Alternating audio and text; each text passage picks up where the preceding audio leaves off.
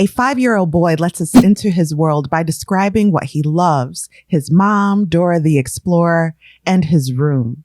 But as we spend more time with this boy, we quickly realize something is seriously wrong with his world. Does the room hold more than he knows?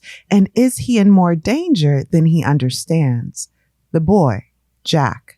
The book, Room by Emma Donoghue, and you're listening to Lit Society. Let's get lit.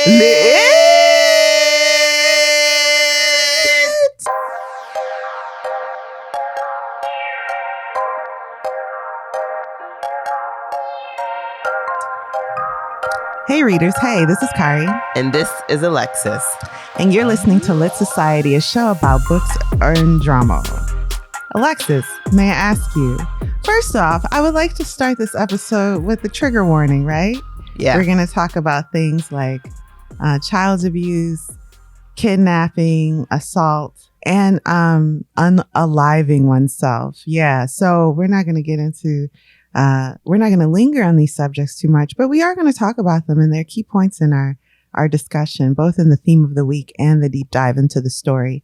So if you've been listening to our show for a while, or if you're a new listener, please understand that before we talk about the book, we have a brief discussion about it usually, or a theme that's inspired by it. And this week, the theme of the week is what to do if you're being kidnapped. Alexis. Yes. Do you think you've ever been in the middle of a kidnapping or potential kidnapping? How can I say this? Yes. Okay, enough said. I would say I've been followed a couple times, and once or twice I just thought I was being followed and wasn't nobody thinking about me. And that's fine. One time I crossed the street because it was just me and this guy in Chicago's West Loop. Especially, I'll say about 7 years ago, there were long stretches of it where it was kind of just you and somebody else for blocks. Ooh.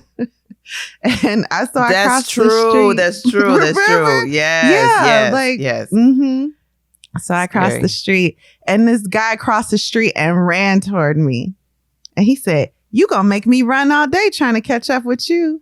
And then he kept running. Obviously, he was insulted that I had crossed the street and he wanted to make a point. However, whatever, I was ready to fight, keys in hand. So let's talk about what you should do, listeners, and what we should do if we ever feel we're being kidnapped. One case comes to mind, and that is the case of Ariel Castro. Do you remember this? No, it doesn't sound familiar. So two things: a screen door, a neighbor, and a McDonald's. Do you remember now? No. Okay. No. So 3 girls that grew to be women were imprisoned for about 10 years in Ariel's home. He had a series of doors that he used to keep them in there. They were subject to multiple sexual assaults, beatings that induced miscarriages, and one did have a girl, a 6-year-old girl that she later escaped with when the girl was 6, Leaving the house one day, he left one of the doors unlocked, which they thought was a test because he had tested them before, and he'd know if you messed with the doors and he beat you. So they thought this was a test, but they took their chance, yelled at a neighbor. The neighbor got help, and the girls were removed from the home. Ariel was then arrested at a McDonald's. He, although imprisoning them for 10 years, only spent a month in jail before taking his own life, which is usually how it goes. Those 3 girls, though, have very specific ways that they were taken. One girl was 21 when she was taken, and he was supposedly supposed to drop her off from her job at a Burger King, I think. The other 2 girls were minors. And they were lured with a promise. First, he told one girl that he was looking for his daughter, who was her classmate. Can you help me? I'm looking for my daughter. And that is something you hear often, like, can you help me find my dog? Can you help me look for my daughter? Of course, we want to be kind, right? But there's no room for kindness. What's the Batman quote that's actually pretty good? You want to be decent in an indecent time. You remember that? Oh, that's a good one. No, I don't know. That's a good one. Yeah, ain't no room for decency. No, go look for your daughter. I can call my parents. I can call an authority and they can help you. But I'm 16, 17, 18, 29, 32, whatever 46. the case. Ain't nothing I can do. I'm just a baby. I'm not the answer. Don't ask me. I'm 72 years old. I can barely see. Let me call right now. Let me call 911 and they gonna help you. Somebody gonna help you. Okay. But it ain't gonna be me on this here day. Also, do you remember during, I'll say last year and a little bit into the summer, there was suspicion that people were going missing, young men in the Chicago area.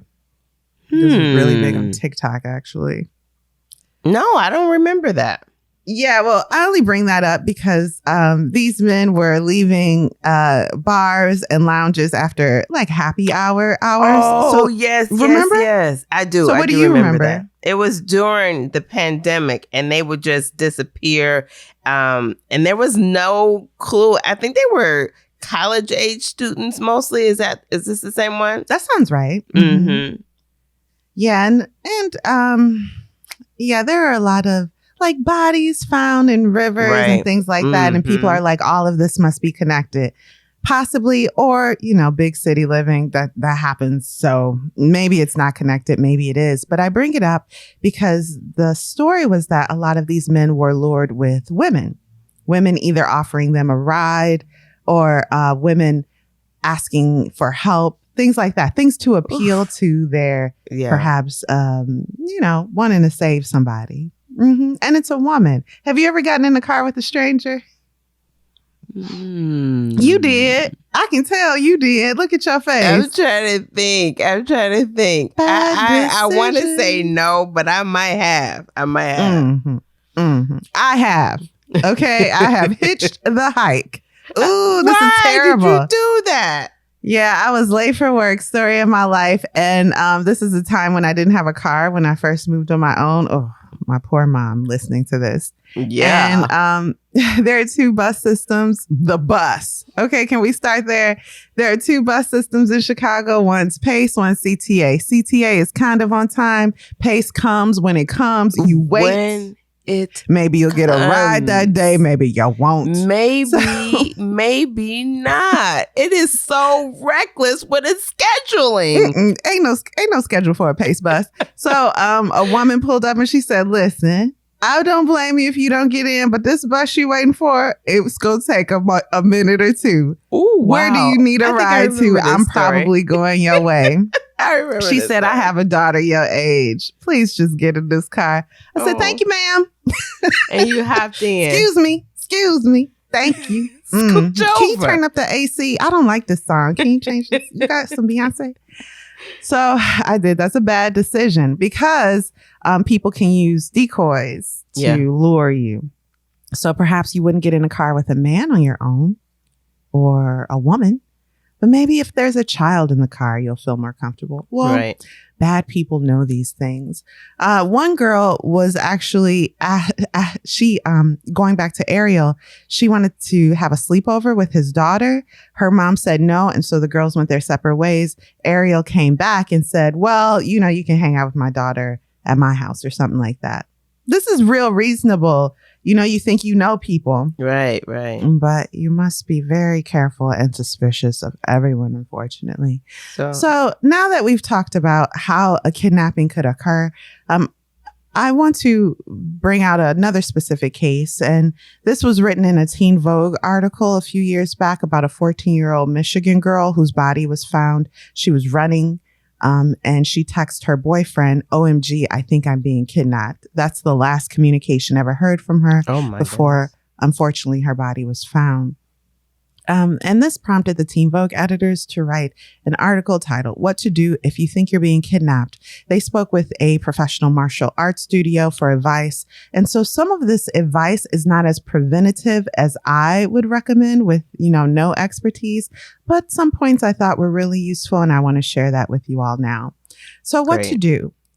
Number one, be aware of your surroundings. What do you think that means, Alexis? What does that mean if I tell you that when you're out in another country or even locally, be aware of your surroundings? It means that I shouldn't be distracted by anything that I have, such as my phone, that I can't know exactly what's going on around me. And I'll Alexis be able to get out of the way if I need to.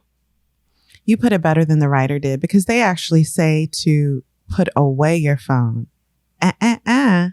I don't agree with that. I say get that phone out, put it on speaker, even if you're calling nobody, and talk loudly and kind of aggressively. You ever do this? What's your turn? I ain't gonna do it. When he gonna be here? All of them coming. All of them. You know they got guns. I don't like to ride with them. Talking to no one. So, maybe that's bad acting. They gonna get me right away. They're gonna be like, she ain't got no friends. I'm getting her. Twice. They have these, I don't know if your article speaks about it, but they have these apps now that you can turn them on when you're going from one location to another. And I used to use it when I was living in Chicago, and turn it on and it'll send a notification to the people that I've selected and track me home to my destination, and then send like a notification so they could know exactly where I am, the path that I'm taking when I'm by myself. I thought that was a pretty cool feature. So that's great advice. So aside from being aware of your surroundings, try to let people know where you are, even during your safe moments, during the times when you're just running to the store, when you're just going from this place to that place. And a way to do that is to turn on your locations on your cell phone. If you have an iPhone device, I'm sure Android has something. When we had Android phones, we could press 2 buttons at the same time and always send an SOS to each other that sends a photo, a map, and a short recording. Genius to the people that you've selected. I love that feature. With iPhones, of course, you can have someone who just always knows where you are if they check. And that's useful, right? If you're in an Uber or a Lyft, share your route. Share your route with a friend. They didn't ask for you to share it. Who cares? Share it with someone who's close by. If your mother lives 5 states away or your father lives 5 states away, perhaps share it with a friend that's a little closer and could get help if things start to go wrong. And this takes preparation. You have to take action before things go wrong in this case. But that can actually help save your life. So going back to being aware of your surroundings, sure, turn down your cell phone. Don't be overly distracted, like Alexis said, with your devices, and be aware of what's going on, people around you. If you think someone is following you, what are they wearing? What do they look like? Sometimes I look people right in their face. Don't feel like you have to be polite or not crazy. I feel like as women, and I'm sorry for using the C word, but as women, we're told, you don't want to seem crazy. Why? Why don't you want to seem crazy? What's the reason? Sometimes crazy people be the safest because don't nobody want them problems. Exactly. I co-sign on that one for sure. So one tip that it does give, don't call your friends. Like this girl, the 14-year-old whose body was found, she texted her boyfriend, OMG, I think I'm being kidnapped. That's so normal. I probably would do the same thing. A better option, though, might be to just call 911. Call 911. They're going to get an attitude with you. Because every time I call 911, they got a little attitude. Have you noticed that? They be like, how much of an emergency is this emergency? Listen, that's for you to find out. I'm just telling you what's going on. That's okay. You don't owe them politeness. They don't owe you politeness. Call 911 on speaker. They're going to be like, who following you? What make you think he following you? He going to be looking at you like, just run into the store. That's okay. You might be wrong. Oh, it does seem so reckless, but sometimes I can appreciate that would be truly necessary because you do not know the intentions of others. No, so perhaps call 911, put the phone on speaker. The most important thing to do is to let the operator know exactly where you are so they can send help immediately if necessary. I would say I would also probably send a text to the group chat and let them know I'm here, and I feel weird, if you have time. But of course, 911 is the best option. A lot of people focus on the part of the body when they're taken that's being pinned. So someone comes behind you and wraps their arms around you. You might try to free your arms. A better option that this recommends is instead focus on the counterattack. Is there a counterattack available? If your arms are being held to your sides and your feet are free, can you stomp your attacker's toes? Can you knee them in the crotch or kick their kneecaps or shins? If you got free hands, go for them eyeballs. It's going to be gross, okay? It is. But if you ever put your hand in an eggshell, that's just what it's going to be like. It's going to be nasty. Oh, But you're going to be nasty and free with eyeball juice on your hands. Okay? It's fine. Yes. Go as hard as you can right in the eyeballs, it says. I love that. Another thing they mentioned is when a person's trying to physically move you, stabilize your base so that you can help fend them off.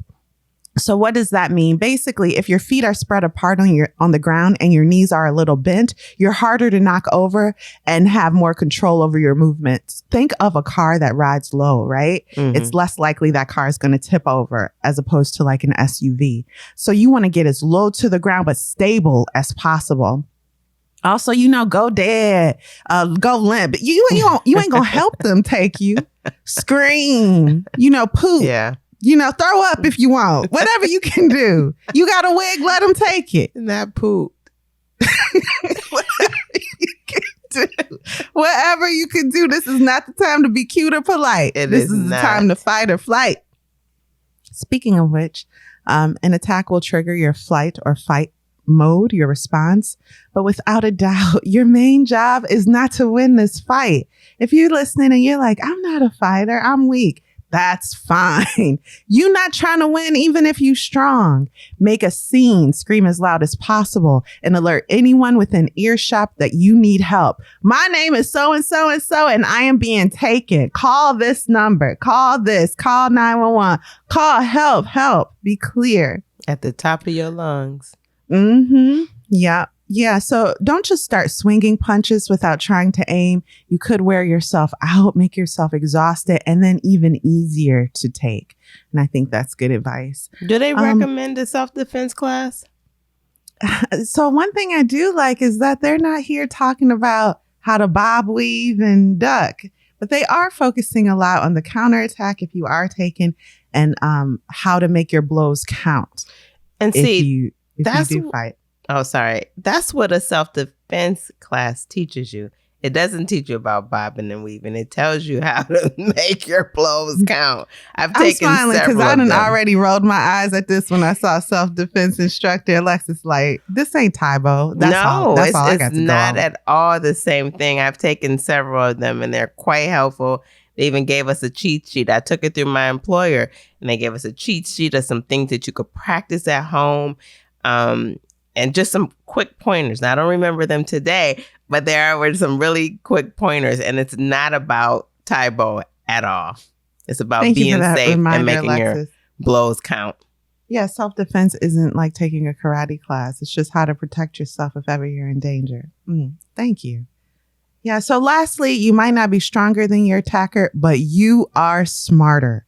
Grind your heel into the little bone of their foot or aim for their nose. Both of these zones have bones and cartilage that can be easily broken, which would distract your assailant and allow you to run for it. That is the goal.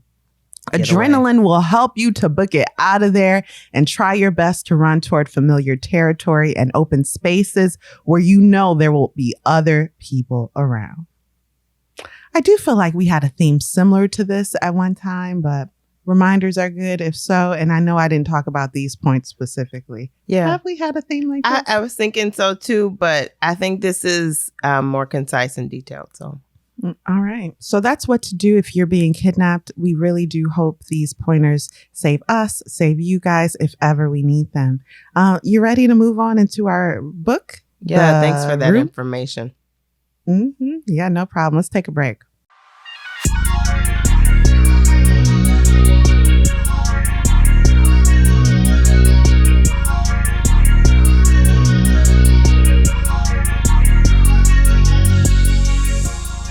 And we're back. Alexis, great. Please. Who is Emma Donoghue? I've never heard of us. Am I saying her name correctly? Can you give us some context? Yeah. Emma Donoghue is an Irish-Canadian novelist, and she was born in Dublin in 1969. Her father was a literary critic. She spent a year in New York when she was 10. She has a BA in English and French from the University of Dublin, and she didn't actually have to speak French to get it. She has a PhD from the University of Cambridge, and she's been earning a living as a writer since she was 23 years old. She currently lives in London, Ontario. The book we're covering today is Emma's 7th novel and was an international bestseller. It's won plenty of awards. It was adapted into a movie of which she was able to write the screenplay, and it was nominated for a Golden Globe, a BAFTA, and an Academy Award for Best Screenplay. It was also adapted into a play which was performed in Dublin. The book was translated into 42 languages. So, about inspiration. She's got 3 pieces of information to share. She said the book was inspired by having kids. The locked room is a metaphor for claustrophobic. The claustrophobic tender bond of parenthood. And I can see that. And she borrowed observations, jokes, and kid grammar and whole dialogues from her son Finn, who was 5 when she was writing it. Room was also inspired by ancient folk motifs of walled-up virgins who gave birth, often heroes, gave birth to heroes. Rapunzel, I think it's Danae, and then Perseus. A third one, Rome was also inspired by the Fritzl family's escape from their dungeon in Austria. Though she doesn't feel like she'll ever use a contemporary headline again as a launching point for a book. She didn't like the idea of being accused of exploitation or considered a Fritzl writer. So that is our author. Okay, thank you for that. Yeah, reading books like this, I'm like, this isn't even real. Should I devote emotion to this? But of course, it is often inspired by true events, and it's hard to get around that. Right. And do you even really want to? Sometimes you just want to talk about these stories and help make this type of struggle, just bring awareness to it. Maybe even help people to avoid it if possible, which I guess this book doesn't really get into that, but it brings some empathy to a story like this. Yeah. So thank you for that context. Now, Alexis, please, can you give us a brief spoiler-free synopsis of Room by Emma Donoghue? Jack just turned 5. He's curious, happy, and he loves his mom. What Jack doesn't know is the tiny space he lives in is not all there is to the world. It's simply room. Kari, who do you think would enjoy reading this book? Yeah, I think you would enjoy reading this book if you are, if books from a child's POV appeal to you. So we do spend the entirety of this book in Jack's mind. And that can be fun because you are, as an adult, are realizing things even the narrator doesn't realize, right? Because they still have a childlike mind. So they might describe something and you interpret it differently. That can be very interesting when your inner dialogue is different from that of the narrators. So I'll say, yeah, that. I can't think of anything else right now, really. What about you? Is there a book that you think others who enjoyed that book would enjoy The Room? No, I was thinking there was a book we read that had different perspectives, but I can't think of the name of it. In fact, the book talked about an experience from the dog's perspective. Well, that's Anna Karenina. Was it? Yeah, when they go hunting.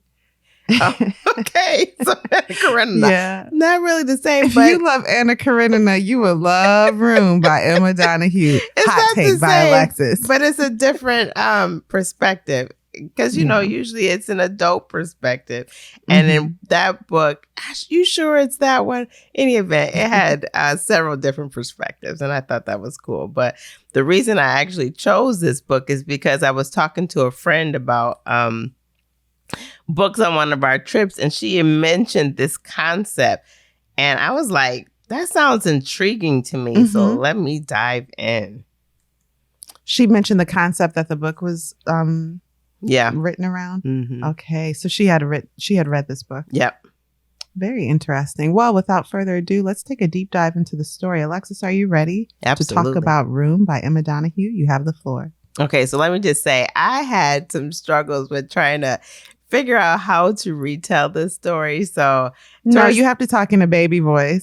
In fact, I'm not even listening unless you're talking in the baby voice. So I'm really gonna need your help really towards the end, because I think in the front I have a lot of detail. So the story begins with Jack telling us when he went to sleep last night in wardrobe. This morning he was 4, and this morning he wakes up 5. So it's his birthday. And while he talks about the story of his birth with his mom, we learn that Jack was born on the rug that still contains a stain as proof that he was born there. And his mom cut her own umbilical cord. And that's when we like, huh? Mm-hmm. What's going on here? Mm-hmm. And that mom was miserable before he came. So Jack sees mom get out of bed and hot the air, he says. And he tells us that he doesn't think he came last night after 9 because the air is usually different when he comes. Jack doesn't ask, though, because mom doesn't like saying about him. Mom offers Jack an opportunity to choose if he wants to open his gift now or have it after breakfast. And she tells him not to put his fingers in the mouth because they could cause germs. That's not unusual, right? You hear that. And make him sick like he was when he was 3.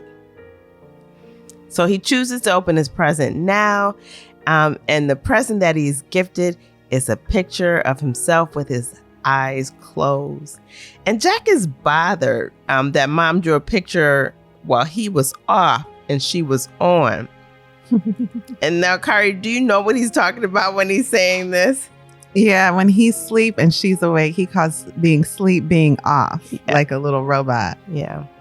So he pins the picture over the bed, but mom says no. And Jack says it's because she doesn't want old Nick to see it. So he pins it in the wardrobe, which is made of wood. And he tells us that the wardrobe doors are squeaky even after they've put corn oil on them. And he tells us that he can smell Ma beside him. And he tells her that he didn't have some this morning. And mom tells him it's okay. He's 5. He can skip from time to time. And Jack is like, no way, Jose. So they lie down and he says he has lots. Kari, do you know what Jack is talking about here? He's a breastfeeding 5-year-old. Yeah. Jack tells us. Is this crazy? I mean, especially as the story develops more. I don't know. Say that again. Feed your kid. Say it again. I said, is this crazy? It makes me think of Song of Solomon when that boy, in quotes, in quote, out quote, got his feet on the floor laying back breastfeeding. Now, come on now. Yeah, so. But this is a 5-year-old in a untraditional situation. Exactly. And I think that's the point more than anything, because traditionally, I think they say don't do it past 4. I would think a breastfeeding 4-year-old is, no judgment, whatever. Yeah. But yeah, this situation is completely unusual. So Jack tells us about his mom's teeth. He says they're all rotted because she forgot to brush them. But now she's focused on brushing them. And they share a toothbrush. And she has a tooth that Jack calls bad tooth that hurts her all day, every day. And she takes 1 killer and 2 in an emergency. What's a kill for her pain? So what's a killer, Kari? Ibuprofen, Advil, some painkiller. Some kind of painkiller. Mm-hmm. And he tells us Ma has very few soft spots. She's more bony than she is soft. And that she has some wrist pain. Jack tells us that he and Mom have lots to do after brushing their teeth. So he kind of goes through some of the things that they do. And a couple of things are watering plants, taking their daily pills, Jack takes a vitamin and Mom takes a pill from a silver pack that has 28 little spaceships. Kari, do you know what this is? No, I don't actually. Birth control pills. Oh, okay. So she has birth control now. Yep. Jack then watches TV, and the different TV shows, he kind of refers to them as planets. So each show is a different planet. And what's going on at TV is anything outside a room is outer space. And whatever goes on TV is not real. His favorite show is Dora the Explorer. He likes it, I think, because Dora waits for Jack to answer. And he also learns Spanish from Dora. Jack tells us he's afraid of SpongeBob SquarePants, though, but he wishes he wasn't.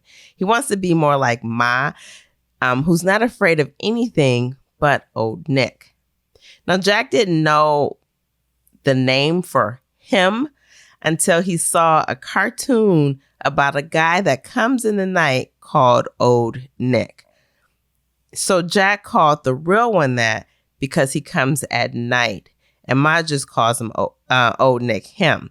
So, Kari, could you think of somebody that he might have referenced on TV that comes at night called Old Nick?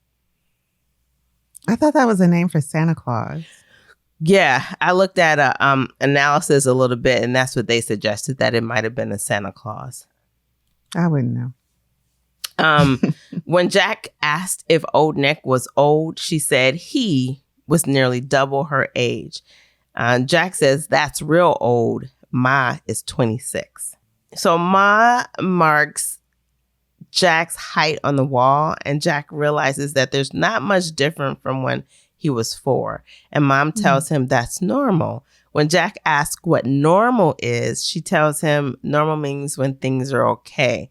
Because she can't possibly say, well, she has determined not to say that this current situation is not normal.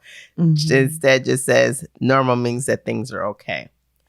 Jack also describes the room a little. And we know there's a dresser, a bath, a table, a stove, a toilet, a rocker chair. There's a few other things in there. There's a door that's made of shiny magic metal, and it goes beep, beep after 9. And when he should be off in wardrobe, there's a little bit of light from the skylight, but the rest is dark. The room is 11 by 11.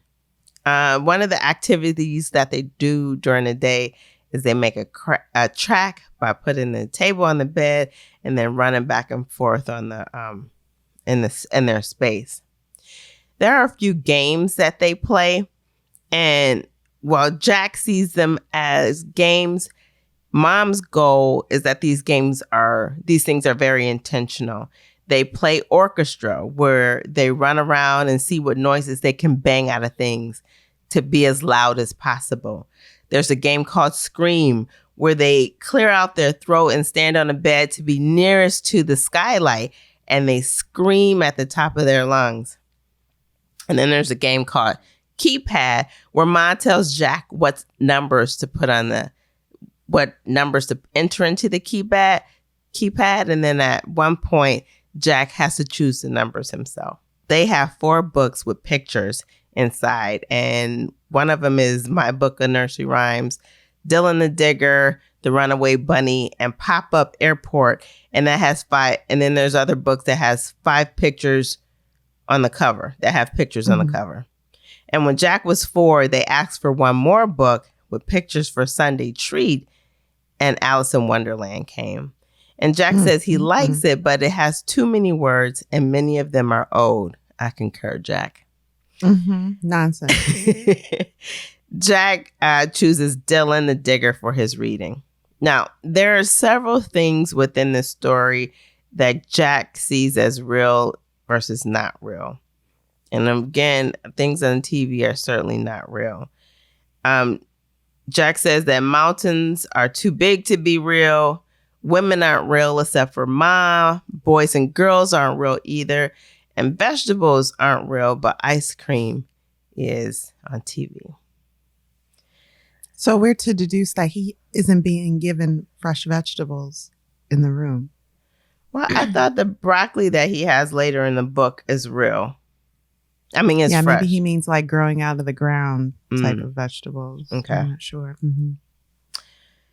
He also says that men aren't real except Old Nick, but Jack is not sure if he is real either, but maybe half because he brings groceries, Sunday treat, and he disappears the trash. But he is not human like Jack and Ma, and he only happens in the night like bats. And Jack thinks Mom doesn't like to talk about him in case he gets realer. So that evening after dinner, they make a birthday cake. And Jack is very excited. He's expecting 5 candles on fire. And after the cake is finished, they make icing. And Ma surprises Jack with chocolates to put on the cake. She saved a few from Sunday treat 3 weeks ago. And Jack calls Mom sneaky. And this time, Jack wants to know where that she's hid these treats. And Ma tells him, stop shouting because he's yelling. But Jack says, tell again. And Jack says he doesn't like to be hiding places from him because there's zombies, ogres, and vampires. And Mom tells him. So she can't even, as a mom, she can't even have a place to hide treats for her son. He has to know every inch of the room, every inch of her life has to be known by him. Otherwise, he'll be afraid that there's a monster lurking somewhere he doesn't know. So even in this little room, he's afraid that there are parts of it he doesn't know or understand. Yeah. And so Ma tells him where she hid him. And she's like, it's just in a box. Calm down. It's okay. Things are fine. So now he's ready for the candles. And Mom is like, there are no candles, Jack. So Jack starts shouting again, and Mom covers her ears. And he said, you said a birthday cake. It's not a birthday cake because there's no 5 candles on fire. And Jack says he doesn't want the cake, calling it a stinky cake. And Ma tries to calm him down. And Jack tells her she should have asked for candles for Sunday treat.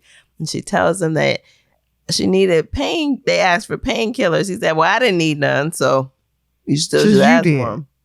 Terrible. I'm like, throw him out the window. You can't. You can't. Ma reminds Jack that they have to choose things that can be picked up easily. And Jack says that he can get anything.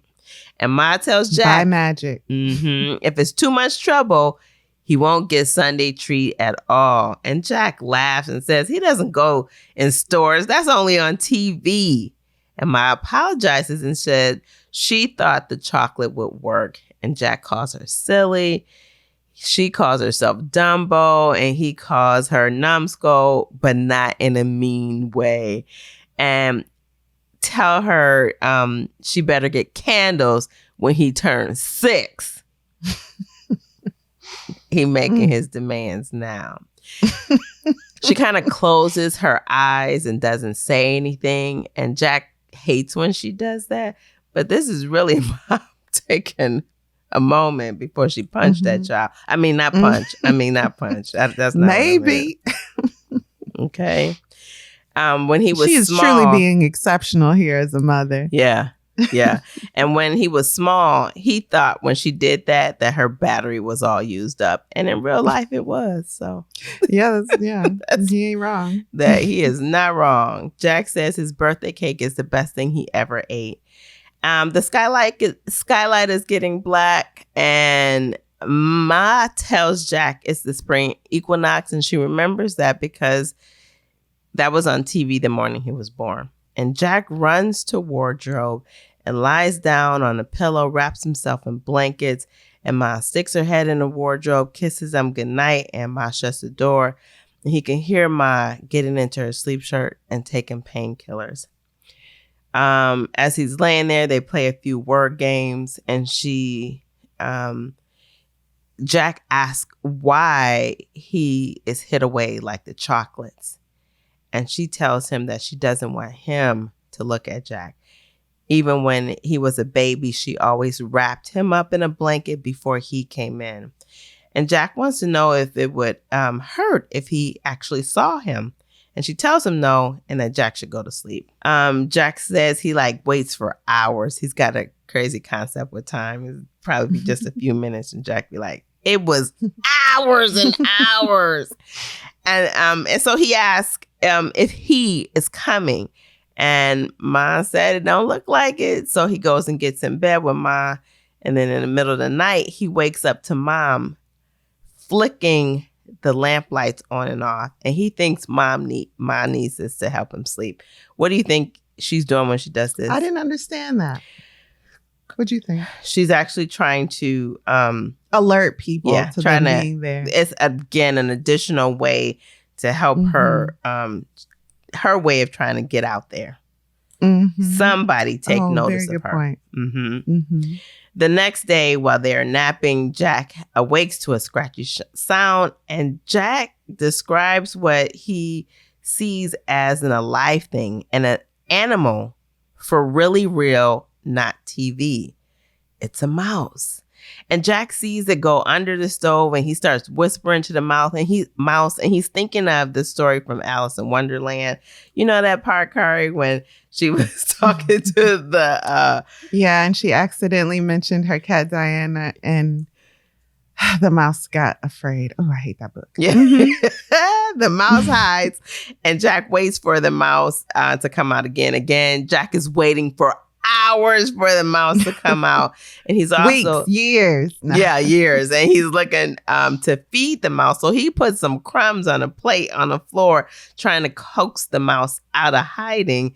And then Jack says he sees the biggest. The mouse is the biggest thing he's ever saw, bigger than the ants and the spiders that he's seen. And then something smashes into the stove. What actually happened here, Kari? Do you know? Yeah, the mom is trying to get the mice out of their room, so she throws something at Mr. Mouse. Yeah, she throws a book at Mr. Mouse and breaks the plate. She's like, now we're down to one plate. Thank you for entertaining a mouse. After the mouse incident, Ma reads Dylan the Digger to Jack 3 times, and Jack feels like this is when Mama's saying she's sorry.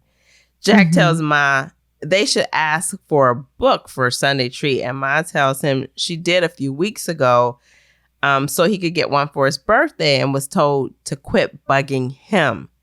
Don't they have a whole shelf already? And Jack is like... I mean, he could go to a free library in somebody's yard and get some books. Yeah.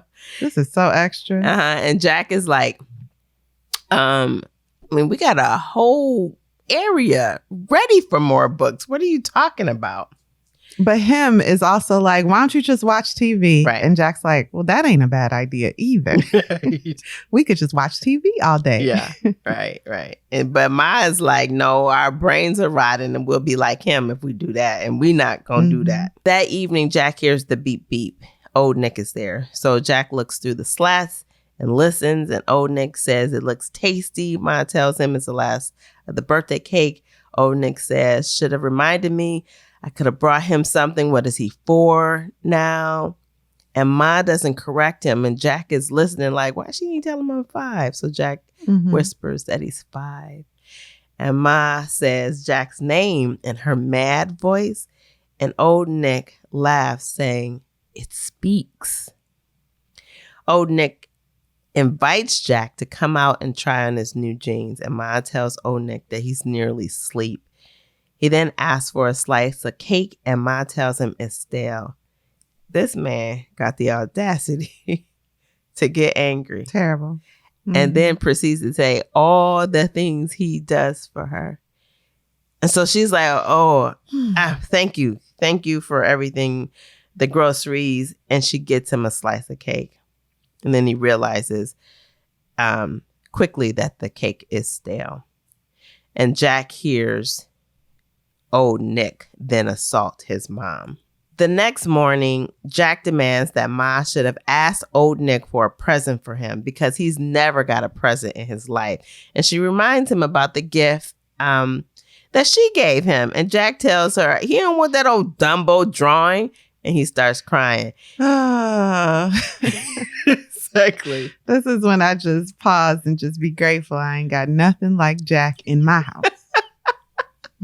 Bob picks up to hold him, and then Jack starts talking about he wants a dog.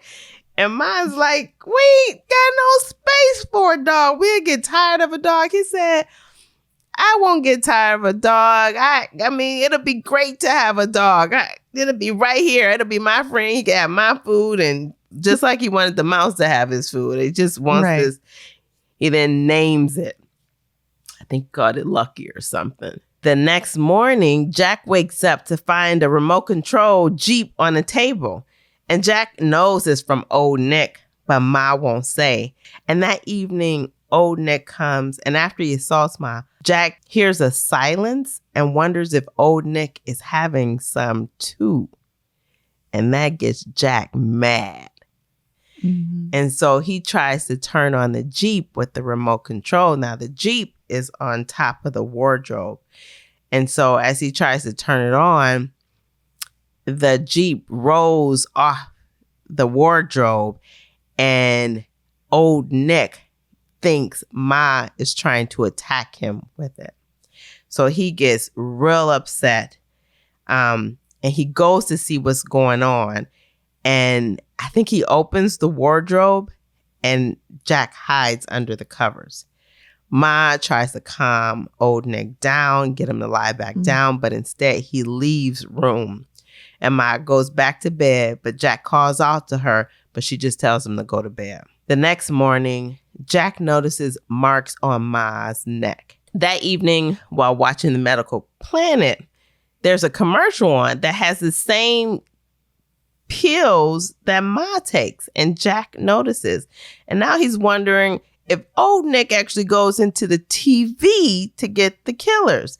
And Ma tries to shut this conversation down by telling Jack to get ready for bed, because she, now she done told him that's a fake world out there. And now the fake world has the same thing that she has in the real world.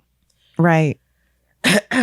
But Jack presses for answer. And Ma tells Jack that what he sees on TV is real.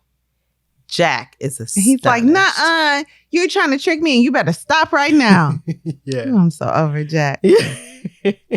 She's like, humans, planes, forests, farms, cities, it's all real. And Jack is like, but how do they fit? Well, I was like, that's outside. Jack wants more of an explanation, but Ma's like, go to bed. But Jack has this new piece of information, and his is alert, wide awake, not going to sleep. The next day, Ma has a gone day. Kari, can you describe Ma's gone day? This is when the mom, who can't leave her physical surroundings, escapes through her mind. She doesn't get out of bed. She doesn't speak. She just lies there. And yeah. This is a trauma victim. Yeah. Who is still in the middle of her trauma. Mm-hmm. And so, this is how she reacts. Yeah. And so when this happens, Jack has to go about his day, his things that he does, that they do by himself. He feeds himself. He entertains himself. Of course, it's more fun with Ma, but he's on his own. A couple days later, Jack asks Ma for a story that she never told him before. So she comes up with one about a mermaid. And Jack thinks, oh, it's the Little Mermaid. She's like, no, it's not the Little Mermaid. It's about a mermaid who was captured by a fisherman and takes her home to his cottage, and she has to marry him. And Jack is totally upset by this story. The next evening, Jack awakes to Ma and Old Nick arguing, and Old Nick is saying he's been laid off for 6 months. Old Nick is speaking so harshly to Ma. Jack is afraid he will hurt her, so he makes a sound, and Old Nick goes to the wardrobe. He pleads with Old Nick, Ma does, pleads with Old Nick to come to bed. Old Nick tries to entice Jack out of the wardrobe with a lollipop. Eventually, they go to bed. But Jack is still up and is intrigued by the offer of a lollipop. He gets up, hoping Old Nick is gone, and goes to look for the lollipop. While out of the wardrobe, old Nick wakes up and says, "Hey, Sonny." And Ma is out of her sleep, screaming louder than Jack has ever heard her play their game scream. She is begging old Nick to leave Jack alone.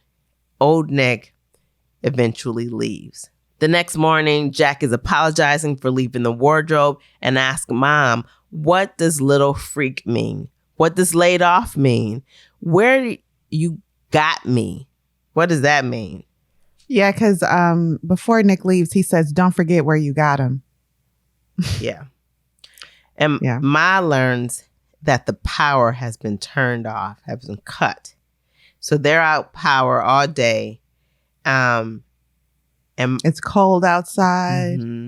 So it's cold inside. Yeah. And Ma apologizes to Jack, telling him that the power is off because Ma yelled at old Nick. So he's angry. So the power is off. The next day, it's even colder. And Jack tells Ma he's glad old Nick didn't come last night. And he wishes, in fact, that he never came back again. And Ma tells Jack, old Nick is the reason they have what they have. And if he stops coming, they won't have anything. So Mom tells Jack she has a story from him. And she begins to tell him to think of Alice from Alice in Wonderland. She tells him that she is like Alice. Because just like Alice, she wasn't from the Wonderland. She was from somewhere else. She didn't always live in Wonderland. Ma didn't always live in Rome. And she tells Jack that she has parents and a brother. And he's like, how could you have a Ma when you are Ma? Stop trying to fool me. I hate you. Yes. Jack is not reasonable. He's not. Okay, this is a great, this part of the story too gives us an insight into the mother's life. She's really trying to placate old Nick for the sake of her son and his life. Before he came, she told Jack she used to walk around like a zombie. But when he came, so did purpose in her life. So she has to appeal to her attacker so that he sustains the life of her child. Ugh. What a nightmare. Yeah. So the next day, there is still no power. And today, Jack sees an airplane in the skylight. And he gets excited and wants to go outside. And Ma tells him that they can't because old Nick has the code to let them out. And no one knows where they are. Ma decides to tell Jack her story. She tells him that old Nick stole her when she was 19 by telling her a dog was in need of help and he wanted her to help him. He gave her medicine to make her fall asleep and she woke up in Rome. Listen, Jack, I need to tell you another story. A true one? Totally true. You know how I used to be all sad? I like this one. Then I came down from heaven and grew in your tummy. Yeah, but see, why I was sad, it was because of Rome, says Ma. Old Nick, I didn't even know him. I was 19. He stole me. I'm trying to understand. Swiper, no swiping. I never heard of swiping people. Ma's holding me too tight. I was a student. It was early in the morning. I was crossing a parking lot to get to the college library, listening to, it's a tiny machine that holds 1,000 songs and plays them in your ear. I was the first of my friends to get one. I wish I had that machine. Anyway, this man ran up asking for help. His dog was having a fit and he thought it might be dying. What's he called? The man? I shake my head. The dog. No, the dog was just a trick to get me into his pickup truck, old Nick's truck. What color is it? The truck? Brown. He's still got the same one. He's always griping about it. How many wheels? I need you to concentrate on what matters, says Ma. I nod. Her hands are too tight. I loosen them. He put a blindfold on me. Like Blind Man's Bluff? Yeah, but not fun. He drove and drove. I was terrified. Where was I? You hadn't happened yet, remember? I forgot. Was the dog in the truck too? There was no dog. Ma sounding cranky again. You have to let me tell this story. Can I pick another? It's what happened. Can I have Jack the Giant Killer? Listen, says Ma, putting her hand over my mouth. He made me take some bad medicine so I'd fall asleep. Then when I woke up, I was here. It's nearly black and I can't see Ma's face at all now. It's turned away so I can only hear. The first time he opened the door, I screamed for help and he knocked me down. I never tried that again. My tummy's all knotted. I used to be scared to go to sleep in case he came back, says Ma. But when I was asleep was the only time I wasn't crying, so I slept about 16 hours a day. Did you make a pool? What? Alice cries in a pool because she can't remember all her poems and numbers, then she's drowning. No, says Ma, but my head ached all the time. My eyes were scratchy. The smell of the cork tiles made me sick. What smell? I drove myself crazy looking at my watch and counting the seconds. Things spooked me. They seemed to get bigger or smaller while I was watching them, but if I looked away, they started sliding. When he finally brought the TV, I left it on 24/7. Stupid stuff, commercials for food. I remembered my mouth hurting, wanting it all. Sometimes I heard voices from the TV telling me things. Like Dora? I think she's shaking her head. When he was at work, I tried to get out. I tried everything. I stood on tiptoe on the table for days, scraping around the skylight. I broke all my nails. I threw everything I could think of at it, but the mesh is so strong. I never even managed to crack the glass. Skylight's just a square of not quite so dark. What everything? The big saucepan chairs, the trash can. Wow, I wish I saw her throw trash. And another time I dug a hole. I'm confused. Where? You can feel it. Would you like that? We'll have to wiggle. Ma throws duvet back and pulls box out from under bed. She makes a little grunt going in. I slide in beside her. We're near Egg Snake, but not to squish him. I got the idea from The Great Escape. Her voice is all boomy beside my head. I remember that story about the Nazi camp, not a summer one with marshmallows, but in winter with millions of persons drinking maggot soup. The Allies burst open the gates and everybody ran out. I think Allies are angels like St. Peter's one. Give me your fingers. Ma pulls on them. I feel the cork of floor. Just here. Suddenly there's a bit that's down with rough edges. My chest going boom, boom. I never knowed there was a hole. Careful, don't cut yourself. I made it with the zigzag knife, she says. I picked up the cork, but the wood took me a while. Then the lead foil and the foam were easy enough. But you know what I found then? Wonderland? Ma makes a mad sound so loud I bang my head on bed. Sorry. What I found was a chain link fence. Where? Right there in the hole. A fence in a hole? I put my hand down and down her. Something metal. Are you there? Yeah. Cold, all smooth.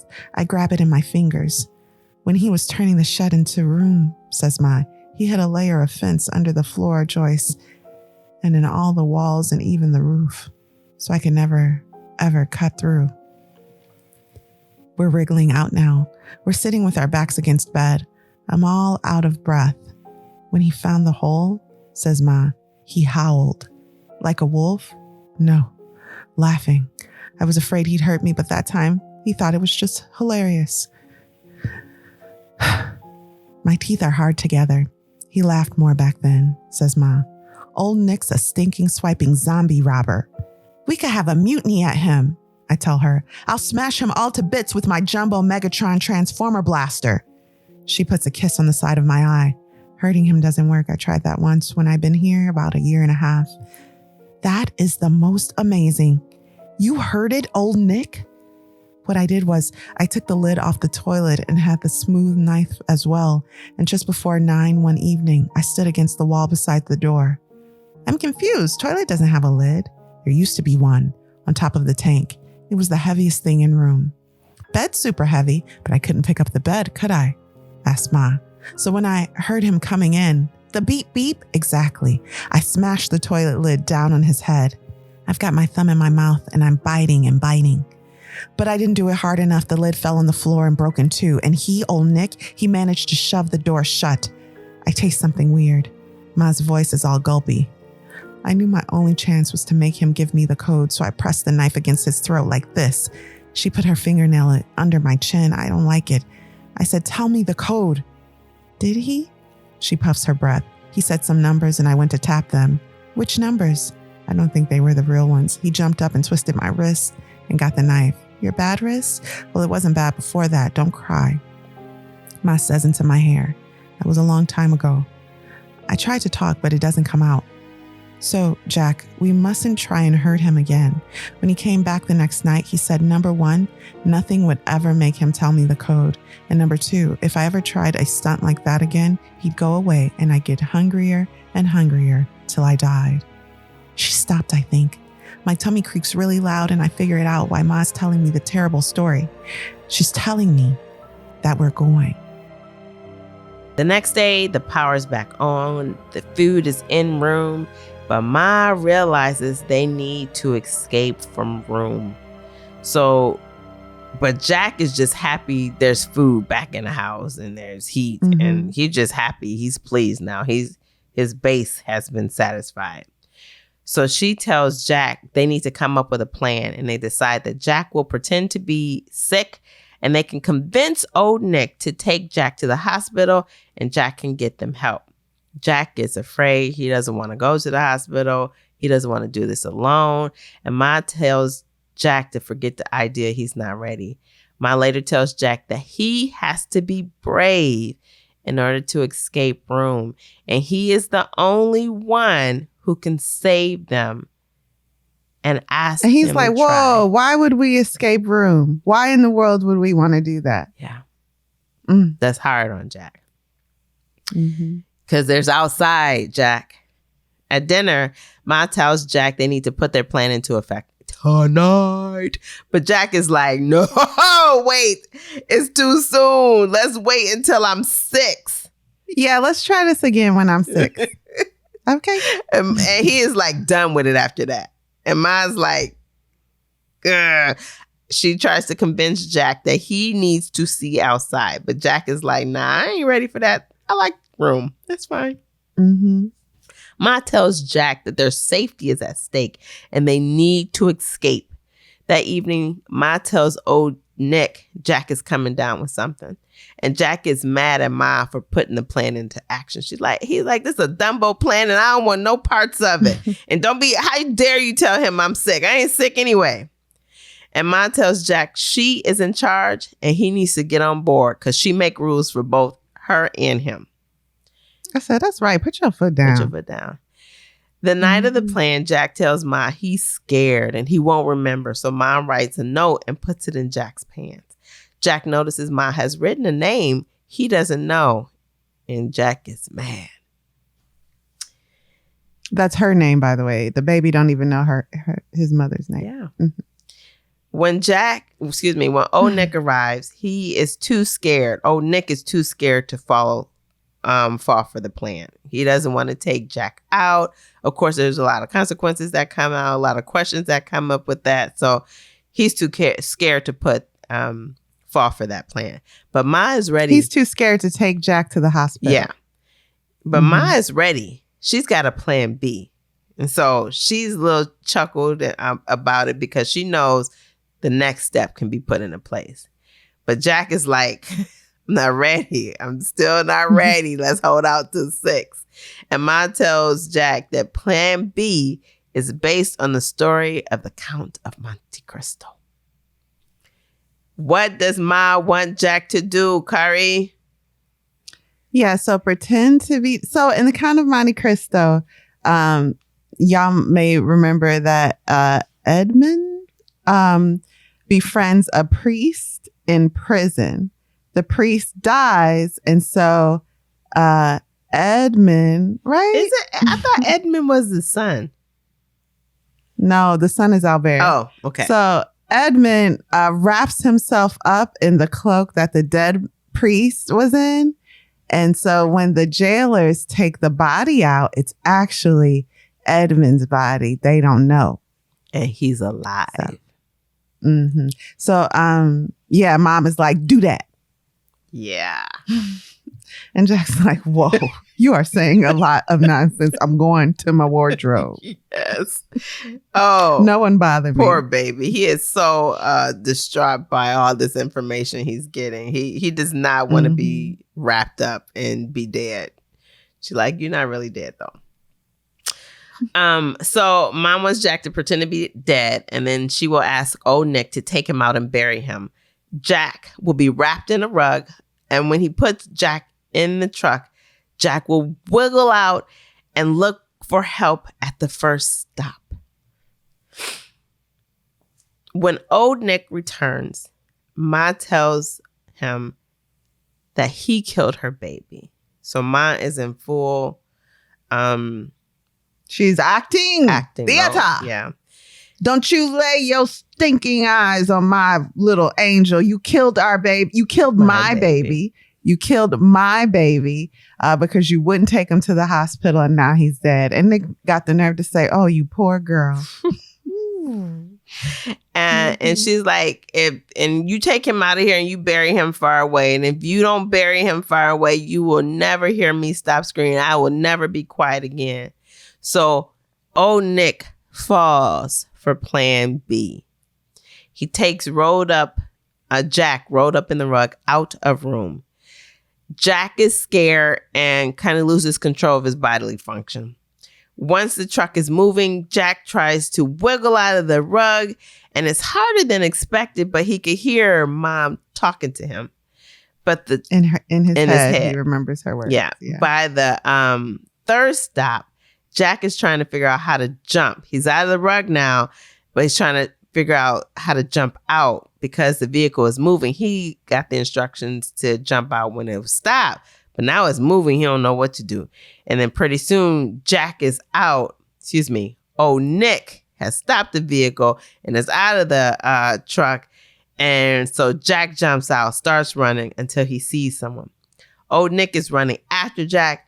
And Jack is seeing in the distance, a dog, a baby. Like, are these things real? But he sees it and he starts. Yeah, so his eyesight he never was able to gauge dimensions, just having been born and lived in that room.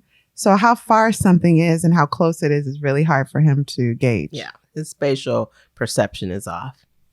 Yeah. And as he's running towards the dog, it jumps up and bites him. And Jack screams. He said the dog ate me. He said the dog ate him. That was cute. Yeah. He's bleeding from the bite. I think he is. And then just like that, old Nick grabs him from behind. Jack starts screaming, thinking about what his mom says. And the person calls out to ask if his little girl is okay. And old Nick says, fine, just a tantrum. The person says, I think her hand is bleeding. And old Nick says, it's under the control. Mind your business. Mm-hmm. Jack remembers to grab his note from his pants, but old Nick snatches it from his hand and disappears it. The man says he doesn't like what's happening here. He doesn't like what's going on here. And that he's going to call the police. And in fact, I got your plate number and I am reading them off at this very moment. And he starts reading off his plate number.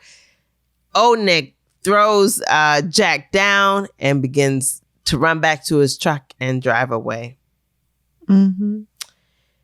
The man, Ajit, tries to talk to Jack, but Jack is speaking in low tones and Ajit finds it difficult to hear. When the police arrive, Jack does his best to lead them back to Ma. He does a pretty good job. Again, there is the communication barrier because Jack doesn't have an address. There is no... He's like, I was supposed to hop out at the first slowdown, but there were 3 slowdowns. And then I ran, and the police officer, who's a woman, there are 2 officers, one's a man. And he's like, I'm over all this. Obviously, this little boy is in a cult. And so something like that. Yeah. The male officer is very dismissive, but the female officer, the woman officer is like, okay, Jack, I got it. 3 right turns and go down this street. And she is interpreting child speak. Yeah. Mm-hmm. And so they find Ma.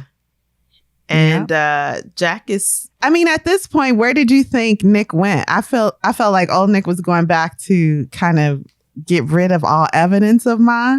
Yeah, I agree. I thought he was going back there as well. But then I thought about it. It doesn't make sense because Jack gets away. He just needs to protect himself. she could die in there because he doesn't think Jack will be able to tell where he's at. Direct them back. Yes. Oh, so okay. It would be no problem. So maybe he was going to go hide out for a little bit. Yeah. And yeah, you're right. So then, of course, they reunite and Ma tells him they are never going back, and he cries.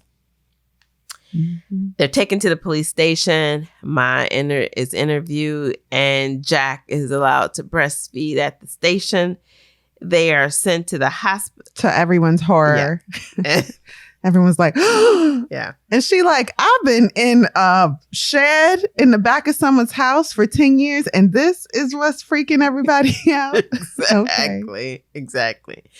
They're sent to a hospital where Ma's thoroughly examined. They want to examine Jack for signs of abuse, but Ma insists there's no need. She never let Jack out of her sight. Jack sees him and Ma on TV while she's being examined and wants to tell Ma, but a woman there turns the TV off. When Jack goes to the bathroom, Ma throws out his underwear because there's soil and his dirty t-shirt. And he's like, oh, Ma is just throwing stuff out. She being real reckless with our stuff. They have a shower. Jack is a bit afraid of the shower. They get their own towels and robes. And Jack is surprised, like, my own stuff? And Ma is like really happy to have her own stuff. So she's getting stuff and she's not even sharing with Jack. And Jack is having all these new experiences, wondering what's real and if old Nick will find them. But Mom tells him, old Nick doesn't know where we are. Jack is overwhelmed by everything, the space, the food, the timeline, when they do things. She's like, well, let's go. I think she says eat breakfast. And he was like, wait, but don't we shower first? So don't we take a bath first? She's like, no, everything feels backwards.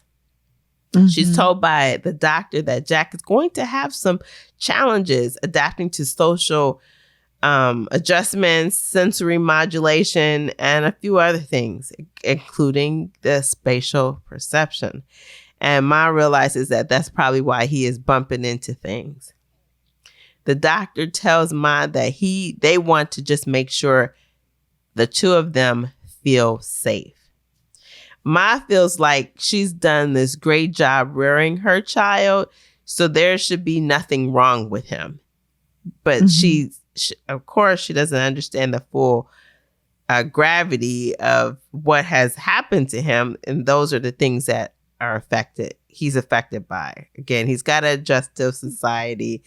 He's been living in a box for years, all his life, in fact. She knows the outside world, and he doesn't know the outside world. So the police come, and they show Ma a picture of old Nick, that he's been arrested, and the doctor requests a DNA test, but Ma doesn't want one. And the doctor tells her not to let old Nick get off on a technicality just because you don't want to take a test. Right. Ma's mother comes, tells her that she and her father are no longer together. She got a new man. She introduces him to her new man. And they meet Ma's brother and his wife. And they learn that her brother has a daughter. Ma learns that her father is in Australia. And when he finally arrives, he wonders why Ma would keep Jack. That was hard for Ma to understand. Yeah, so there's a moment when she's in the room with her father, having been reunited. Finally, she sees her dad. And every time Jack comes into the room, the dad cannot look at it, he says, because I can't bear to think of what that man has done to you to produce it. And so Ma's like, his name is Jack. Look at him, so.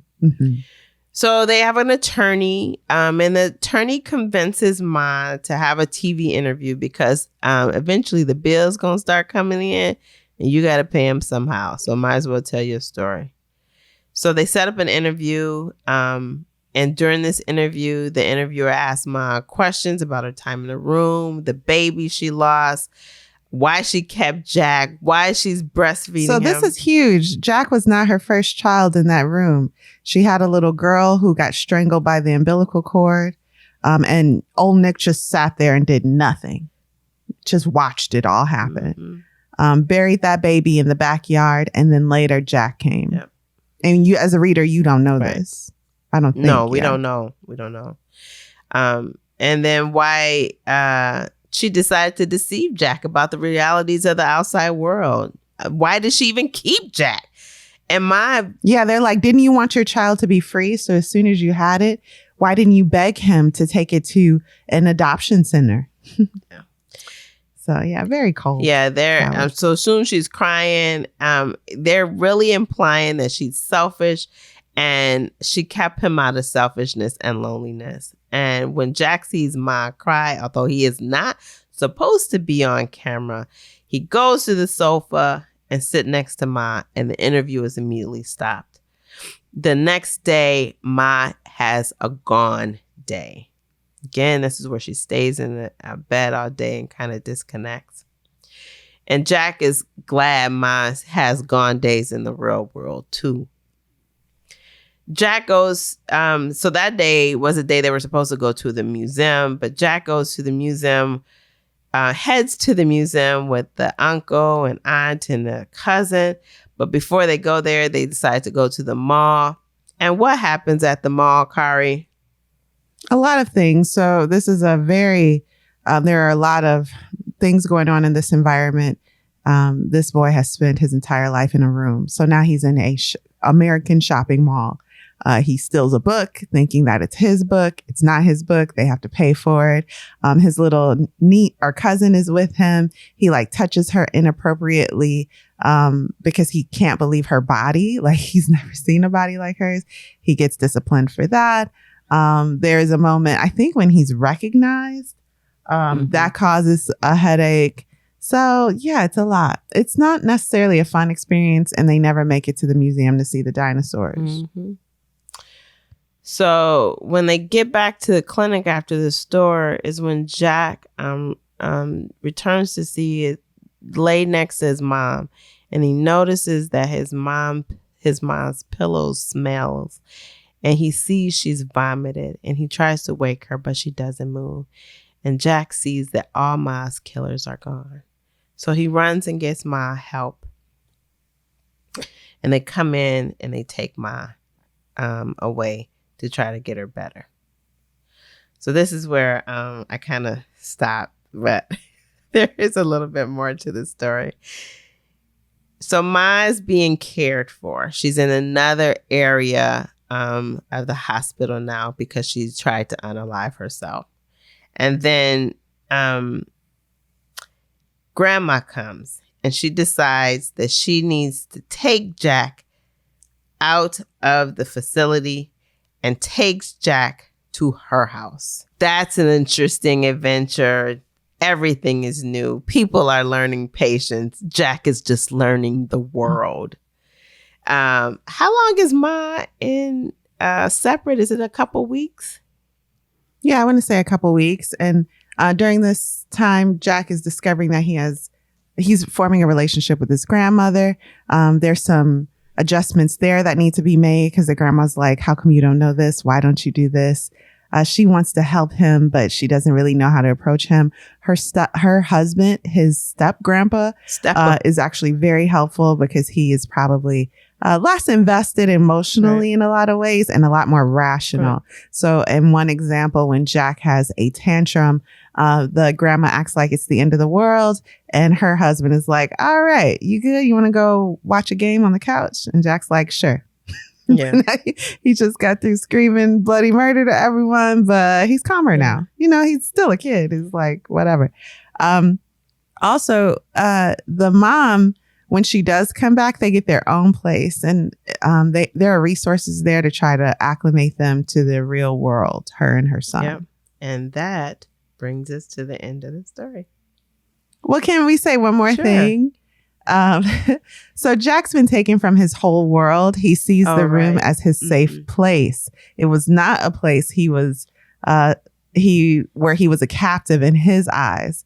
So he's a few times asking if they can go back to the room, to the mom's horror, but she concedes. She goes ahead, works with police to arrange for them to visit the room. And this is a moment of closure at the end of the book.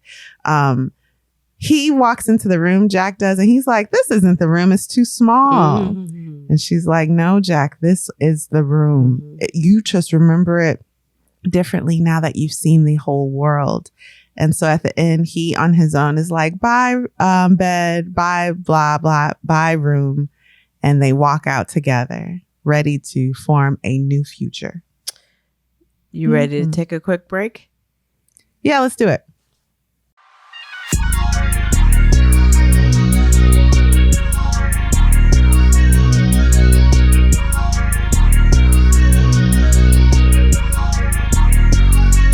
Welcome back. So, Kari, what is your final verdict?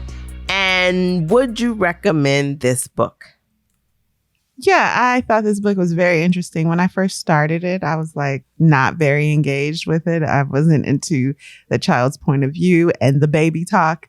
But as the story unfolded and you realize, oh, there's more going on here than meets the eye. I was very into it through the end of the book. Now, as they get out of the room and try to acclimate themselves to the real world, that story that develops to me is even more interesting than the story in the room. And since the author said this is also like a metaphor for a child-parent relationship, I see that there where there's some comfort in this place that you can't stay in forever. And there's a danger in staying there forever. You have to grow up. You have to go out into the real world. So I like that. I like that comparison she made. But in all, I very much enjoyed this book and would definitely recommend it. This is a very unique story. And in the end, I wanted to know what happened with Ma, who we never even know her name, and Jack. So yeah, very good. Well done, Emma. What about you, Alexis? What did you think of Room? And is this a book you'd recommend? So I really enjoyed hearing this story from the perspective of a child, a 5-year-old, in fact, and trying to understand the things that he was describing within his telling of the story. I thought that was fun and truly an entertaining aspect of this book, and it kept me engaged. The story outside was a little more boring to me. I liked what was happening in the room, although the escape was good, and the part after, well, they're living after it. I mean, it has some meat to it, but I preferred the story within the room. You want them to stay in captive, I didn't want that. Prisoners. Didn't want that. But I also feel like the book tells the complete story. I don't feel like there's any more to be told once they've told it. She covered every aspect of it, the before, the after, and a little into the future with this book. And I think that was a great coverage of this book. So I would definitely recommend it. It was a good book. Great. Alexis, what are we reading next The week? Wager, a tale of shipwreck, mutiny, and murder by David Grann. Okay. And this is a nonfiction book, you guys. I'm really excited for this one. It's come up on a few lists, and I've been wanting to read it for a while. I actually bought the hardcover because I like wasting money. So we'll see how that goes. So see you next Thursday. There will also be a few more little literallys, which are our bonus episodes, semi every Tuesday, not bi-weekly, just sometimes. So look out for those on Tuesdays, and please continue to watch us and subscribe on YouTube. Thank you for listening to Lit Society. Lit Society is brought to you by Alexis Honoria and Kari Herrera. Support the cause by leaving a 5-star review for our show on Apple Podcasts and on Spotify, along with a comment about why you absolutely love us. We love y'all too. Tell one friend. If you like this episode, tell one friend about it. See what they think. And until next week, you guys. Read something. Read something.